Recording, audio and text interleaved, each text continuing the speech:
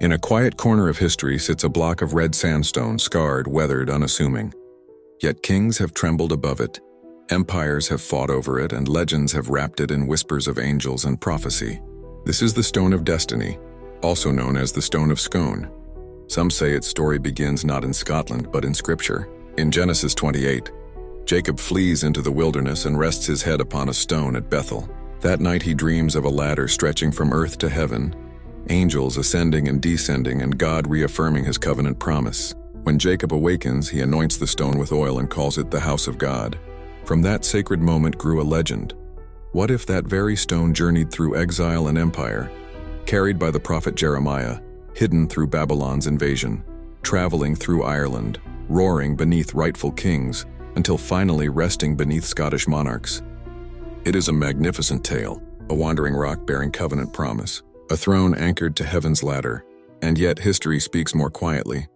The real Stone of Destiny is a block of old red sandstone quarried near Scone in Scotland. Since at least the 9th century, Scottish kings were enthroned upon it. In 1296, England's Edward I seized it and placed it beneath the coronation chair in Westminster Abbey, where British monarchs, from medieval rulers to modern sovereigns, have been crowned above it. It was stolen by students in 1950, reclaimed and finally returned to Scotland in 1996. Today it stands not as a relic of Bethel, but as a symbol of national identity. Geologists confirm it is local stone, not limestone from ancient Israel. Ireland's Lia Fáil still stands at Tara, separate and distinct. The romantic trail from Jacob's pillow to Scottish throne dissolves under scrutiny. So what do we do with that? We do what faith has always done: we separate wonder from word. The power of Jacob's story was never in the rock, it was in the promise. The stone at Bethel did not carry destiny, it marked encounter.